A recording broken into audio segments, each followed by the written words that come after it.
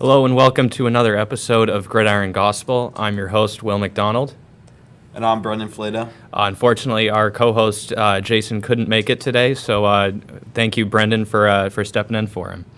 We're just going to dive right into this week's top 12 of college games, and we're just going to lead off with the Ohio State Buckeyes at number 1, obviously coming off a pretty good win against Purdue, 34-10. Julian Sayin continuing his Heisman case, 27 for 33, 303 yards. Jeremiah Smith, another potential Heisman candidate, 10 catches, 137 yards.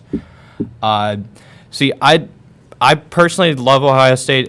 Obviously, I'm an Ohio State fan at number 1, but I mean they deserve to be number 1. I personally don't get the argument that they haven't played anybody. I mean, sure, our lack of ranked teams is notable, but I mean we can't control the fact that we scheduled 4 teams at the beginning of the year, being Penn State, Texas, Illinois, and Michigan. We can't control that Penn State isn't a ranked team anymore. Like nobody could have predicted that Penn State was going to have the year that they have right now. Brendan, any thoughts on the Ohio State game? Not really. I mean, they're properly rated.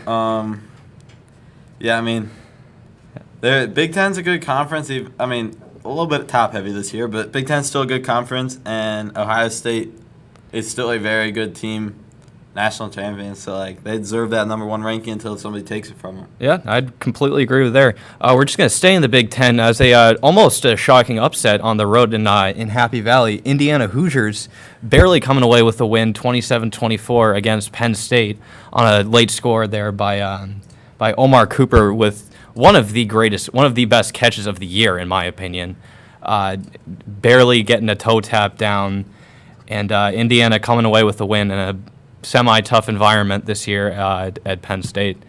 I mean, I was previously sold on Indiana going into this game. I thought they would blow them out of the water, but I was not expecting a 3-point win against Penn State. I mean, what do you have for thoughts on this game? I think I'm still sold on Indiana. I still think that they're a top team. You know, everybody runs into that trap game, and some teams would have lost that game if they didn't have the proper coaching and the right leaders on their team. But I think Kurt Cignetti told everybody to Google him again with that fourth quarter comeback. And I think that being able to win a trap game like that is definitely huge for a team. Yeah, I guess I shouldn't really be talking about trap games. I mean, Ohio State hasn't beaten Michigan this decade, I don't think. So that's it's going to happen again. Okay, I don't want to hear that. Anyways, move down to the SEC as Texas A&M taking care of Missouri 38-17. Marcel Reed obviously quietly forming a Heisman campaign, 20 for 29, 221 yards, 2 TDs. Texas A&M, they're obviously the best team in the SEC right now. I personally think they run the table and advance to the SEC championship game. Obviously, you have to play, I think it's Texas at the end of the year. But, I mean, the way that Texas A&M's been looking this whole year, I'm fully convinced they could make it to the SEC championship game and maybe receive a first-round bye. Any thoughts there? I mean, I like Texas A&M, but I'm not totally sold on them because I could see them falling apart near the end. It's just I don't think that anybody that they play is necessarily going to beat them, but I wouldn't be surprised if they do drop a game, maybe even that Texas game down the stretch. I mean, Texas, they do have Georgia this week, so that's a statement game for either team because if Georgia wins and Texas loses, that takes Texas out of the SEC race, and Georgia's already a one-loss team. So if Texas were to go into Athens, upset Georgia on the road, I think that strengthens their case for their SEC championship. But we're going to keep staying in the SEC now. Alabama coming away with a bit of a closer win than might have been closer for comfort than what Alabama fans might have hoped, beating LSU 20-9. Bit of a closer win, but I mean at the end of the day, that is a win for Alabama. They're still hoping and clinging to an SEC title championship potential appearance, and obviously with this week's top 12, there's just a stacked amount of SEC teams. Brendan, just so far, who are your two teams that you project are going to make it into the SEC championship game? Texas A&M, I think, is definitely one of them. Mm-hmm. And I don't know. I guess probably the Crimson Tide will be the other one. Okay. I personally like that take. I think that's yeah. I think that's definitely a good pick. I want Ole Miss, but I think it's gonna be Alabama. Yeah, at Ole Miss, they're having a. I think that loss earlier on in the year just absolutely hurt their chances. I think they'll make the playoffs, but I don't think they'll make the SEC championship. Mm-hmm. Yeah. And now we're just going to continue to stay in the SEC for a bit. Georgia at number 5 beating Mississippi State 41-21. Georgia continuing to dominate as they have a tough game this week against number 12. I want to say it's number 12, Texas? Or number 10? Yes, Texas number 10. Okay, so a 5 versus 10 matchup. That'll be a great game. Looking forward to that. Just going to keep moving down the list. Oregon at number 6. A bit of a closer win than I would have expected, especially against Iowa. I understand Iowa was ranked at number 20 going into this game, but still an 18-16 win off a field goal to end the game is not exactly what I'd want as an Oregon fan, especially going into that game, especially with being on the cusp of maybe not making the Big Ten championship game, and I don't think this helped I don't think this helped the team's identity with going forward into that. Anyways, moving into the Big 12, Texas Tech, bit of a tough game against or what was thought to be a tough game against BYU turned into a pretty big beatdown as they beat the Cougars, who were previously undefeated, 29-7. Texas Tech, they control their own destiny as all roads lead to Dallas for the Big 12 championship game for them. Yeah, you can take the tortillas out of Texas Tech, but you can't take the passion out of the fans who threw the tortillas. Yeah, that's my take. I'd say bring those back. I mean, you got to just let the kids have fun. I don't think there's any harm in throwing tortillas in the air. Which league is less fun, the NFL or the Big 12? I got to go the NFL, and it's more in terms of recency bias. But I mean, if the Big 12 continues this, I think they could certainly make a case. The Big 12 commissioner hates fun. You heard it here first. There you go. There's our first hot take of the episode. Breaking news. Yeah. Speaking of Ole Miss, they beat down on the Citadel Bulldogs 49-0 at home. Obviously an offensive explosion. Great win for Ole Miss. Truly can't say enough about that there. BYU obviously with the loss to Texas Tech 29-7.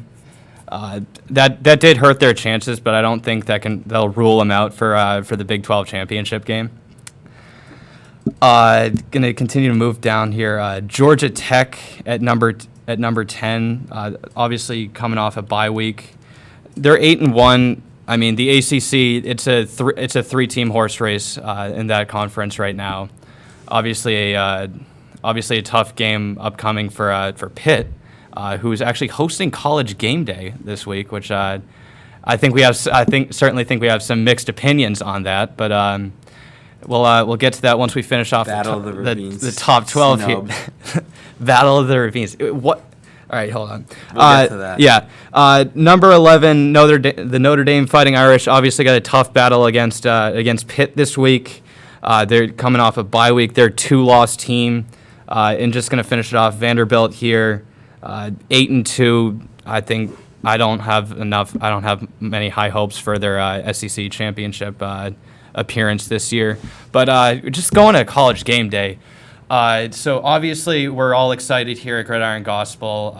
We're actually going to be going to College Game Day. We're still working out the times that we're going to appear at. Obviously gates open at 6:30. But we have a couple members that we have agreed that we're going to College Game Day, but the times are currently being argued out. So we'll make sure to post a couple pictures. Obviously, it's a rare experience for us as Duquesne fans. Technically, we are a host city for College game day, so obviously just looking forward to that. But recent media comments by Pitt head coach Pat Narduzzi have sparked some flames. In even as Duquesne students, I mean, I have no idea what he's doing.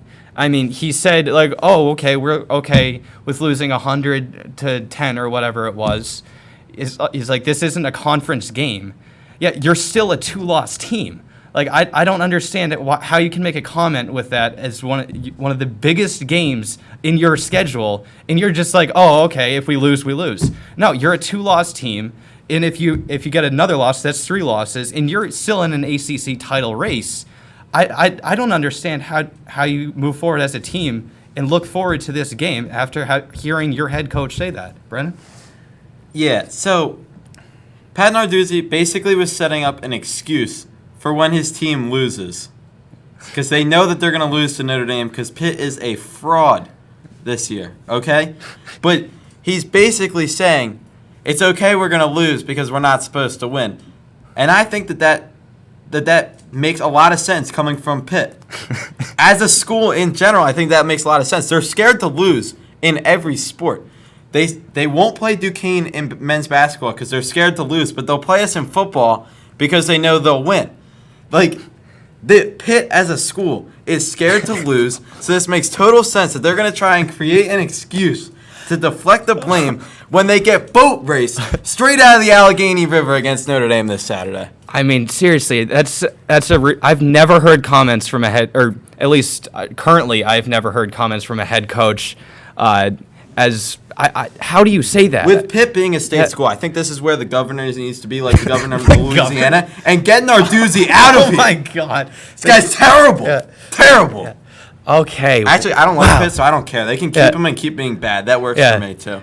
Go Dukes. But I mean, always go Dukes. But I mean, how do you say that? As like that's your biggest game of the year so far. I mean, obviously you have Georgia Tech and you have Miami, and obviously you have Miami at the end of the year. But I mean, you're looking down the barrel at a potential 3-loss Pitt team who could take their name out of the hat in terms of ACC title hopes this week, and you're just fine with that as a head coach. I mean, that's incompetent as a head coach. You heard it here first. If the game doesn't matter to you, then schedule. Be like, I think it's Kentucky. Schedule an FCS team, even though they schedule a 10-0 team. Schedule an FCS team. If the game doesn't matter to you, don't schedule Notre Dame. Yeah. What are you doing? How about a little rematch with Duquesne? We're always on board for that. We don't need that. We can't even beat FCS schools. We don't need to play. Hey, you know what? Duquesne needs to put itself on the map by beating Pitt. Yeah. Or they can just pay us another $1 million and we'll lose again. That would be fine by me. Exactly. We could use some more seats at Rooney Field. Yeah, exactly. We got to build up, establish ourselves. Yeah. Anyways, we're just gonna cover a select few number of NFL games. Obviously, the Eagles bit of a closer win on Monday night, but we're gonna go to my hometown, New England Patriots. Coming away with the win, 28-3. Drake May, boy, I can't say enough about that man. I mean, 16 for 31, 270 yards, 2 TDs, a pick. I mean, he's the MVP front runner right now, so you can't really deny that. Peanut gallery out here in the we do have some comments from the so this guy shows up late to work and then he wants to question exactly yeah we're showing up late to work and wow, the nerve out of our co-host. We're not even gonna say his name. He showed up late to work. He didn't show up for the show. All right, so now he's gonna sit out here and criticize us. What was that? Okay. So we have our co-host. Brendan, obviously, with some thoughts toward our co-host, Jason Obremski. But continuing with the Patriots game, Trevion Henderson, obviously a statement game from him, 147 rush yards, 2 rush TDs. Kyle Williams, obviously, and Stephon Diggs, each with receiving touchdowns, and defense coming up big. Obviously led up 23 points to the Tampa Bay Buccaneers, But man, what a game from Baker Mayfield as well. 273 pass yards, 3 pass TDs. Yeah, I like New England coming out of this week, and obviously they have the Thursday night game this week against the New York Jets. So hopefully we're looking at a 9-2 Patriots team. Is it time for you to put the tape over the Jones? The Mac Jones. I mean, make it Drake May jersey. It's about time. There might need to be a duct tape purchase along with a Sharpie to. I've got some duct tape. I can lend it to you for free. Okay. Okay. All right. Yeah. Yeah. That can certainly be. He's a Drake May defender at all times, except for he won't switch his Mac Jones jersey to a Drake May jersey. Look, he's still a Mac Jones fan. Look, I have to live with the pain of owning that jersey. All right. That's where I stand on that, but I will be throwing duct tape over. It's like anybody who still wears a Carson Wentz jersey in Philly. Put A.J. Brown on. Okay, I still believe in Carson. And then when Wentz. they trade A.J. Brown, you get the next number 11, and you A.J. Brown duct tape on trade A.J. Brown hopefully to the New England Patriots. Maybe add another receiver there. Hopefully, that's never gonna happen. Howie Roseman's not that dumb. I don't. If he sends him somewhere, he's sending him to a non-contender. I don't know. I got faith. Send him to the Jets. Yeah. Send him to the Jets. Maybe if you're going to get rid of him in Philly, send him to the Jets. He can't do any harm there. Yeah. Might be a bit off topic here, but with baseball, obviously Kyle Schwarber might be looking at a return to Boston. You never do know. I mean, Kyle from Waltham, Mass. could be making a comeback. But if he doesn't come back to the Phillies, he's going to Cincinnati. No, he's not. He's not going. He's not going to Boston because Boston stinks and Boston's not going to be good. They're going to be mediocre, just like the Phillies. So if they're going to be mediocre, he might as well stay somewhere where he can actually make money. I don't know about mediocre. We've won 2 World Series before you guys have won one.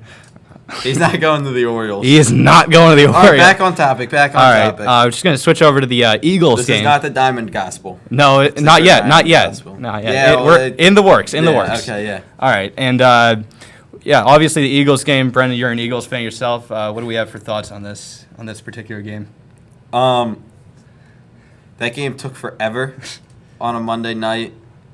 I was tired. I took a power nap before the game, and I could barely stay awake in the first quarter. I had to eat some crackers to get some energy because that game was so boring. I'm glad that we won. We should have won by more. Jordan Love stinks. He's overrated. He's an overpaid backup quarterback. They'll never be the same since they lost Aaron Rodgers. And Kevin Patullo needs to get fired immediately. Hire Brian Daboll to be the Eagles' offensive coordinator. I will personally pay $10 of the salary that they have to pay to get Patullo out of there. Bring in Daboll. Save the franchise. We've got no chance if we don't get rid of Patullo. He is terrible. Send him to college football. Maybe he can help the Jets. Maybe they'll score 10 points a game if he goes there. Yeah, you never do. You never do know. I personally don't think there's a lot that can save the Jets this season, but that's. Oh no, there's nothing. But maybe they could score more than 6 points if they go out and get Patullo, because he's really good at scoring 10 points. I mean, we're looking for double-digit points, if you're a Jets fan, but yeah. Now, obviously, we do not have our resident Steelers analyst, Jason Obremski, on the pod, so I'll speak as a part-time Steelers fan. So we have Aaron Rodgers, obviously 16 for 31, 161 yards, pass TD and 2 picks. Run game was pretty much stifled this whole game. Jalen Warren, 70 rush yards. Run game just didn't get going. Roman Wilson with a touchdown, 35 receiving yards and a receiving TD. No receiver with over 50 yards in this game. Aaron Rodgers obviously coughed up a fumble. Defense looked. I mean, they obviously gave up 25 points. Yeah. So, defense didn't look defense didn't look good this game at all. Maybe those fans who had the funeral in the parking lot were right. Yeah. This defense is trash. It was just a week too trash. Just a week too early. That's I mean, hopefully we have a bounce back game on Sunday against the Bengals. Little division rival there. Yeah. I heard Joe Burrow might come back. He could play on. He could play injured against that defense and probably still put up 40. Yeah. I mean, the only good guy they have on that defense is Darius Slay, and he's like 50. So. Anyways, just looking at the Chargers side of the ball, Justin Herbert, 20 for 33, 220 yards, a pass TD. Kamani Vidal, obviously 95 rush yards and a rush TD, and Lad McConkey over 100 receiving yards and a receiving TD as the Chargers take away the win there, 25-10. And, we're a bit short on time here, but we're also, as always, just going to jump over to Immaculate Grid this week. There is an Eagles category, so I have some faith that a resident Eagles analyst could. Jay. Okay, no, that's a bit too common there for my liking, but we'll just pull that up and we'll get right to our ball knowledge segment. Yeah. All right, and all right. So for Dolphins Eagles, you said Jay Ajayi. I mean, that is a name from the past, but we're not gonna. I don't think we should really be using that. I think that's a bit too. I'm blanking on his name again. I did this the last time I was on you guys' show. Yep. Josh McCown. Josh McCown. Did he play for the Eagles? Yes. He Okay. finished his career with the Eagles. He came in the playoff game against the Steelers, wild card game. He also played for about 100 other teams. All right. Hey, Wait, is that the same Immaculate Grid up on the board? I don't see Dolphins Eagles up there though. Oh, is that not this week's? Oh yeah, that's grid number 1. Yeah. Which grid are we on? We are on grid 847. Grid 847. Yeah. All right. Yeah. There we go. All right. Dolphins, Eagles. You said Josh McCown. Yep. Yeah. Let's go with that. Let's. Josh McCown, 17-year. Oh no.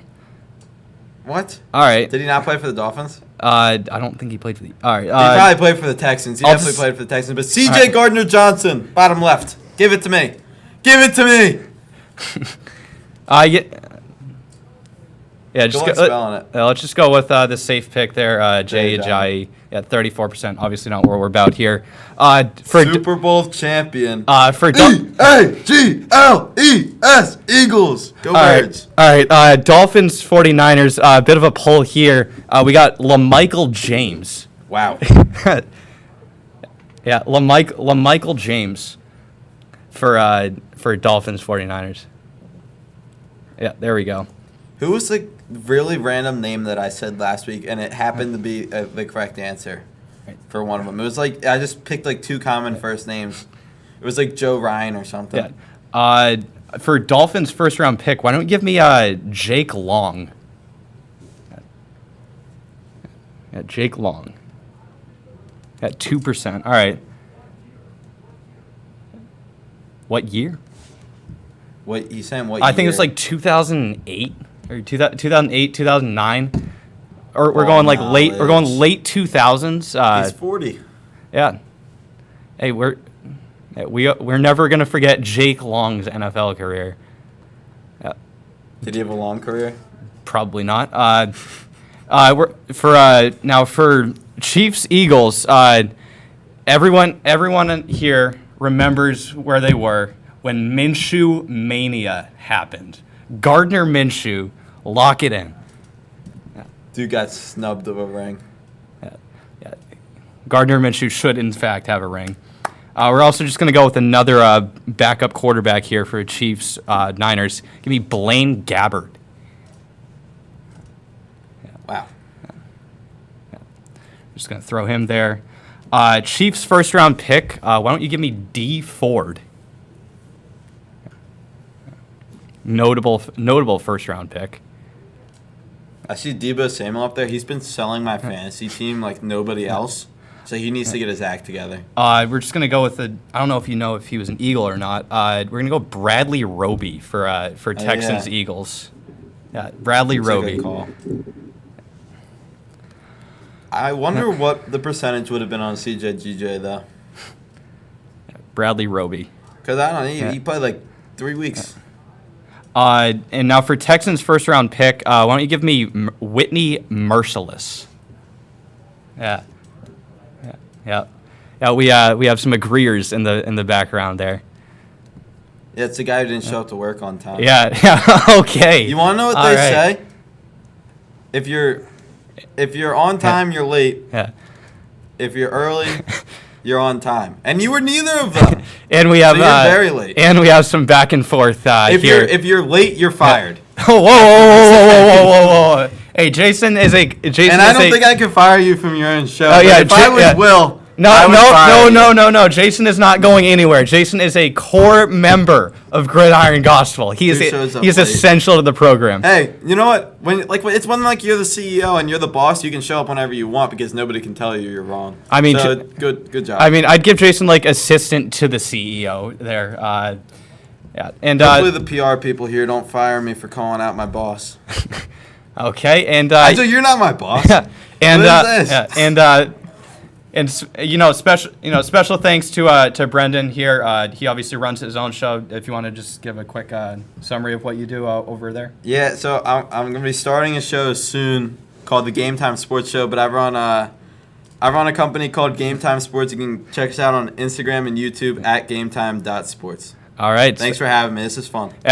Welcome on anytime, Brendan. Obviously, we need an Eagles correspondent here on Gridiron Gospel, and speaking of Gridiron Gospel, that'll be a wrap, and we'll post some pictures from College Game Day. Looking forward to it.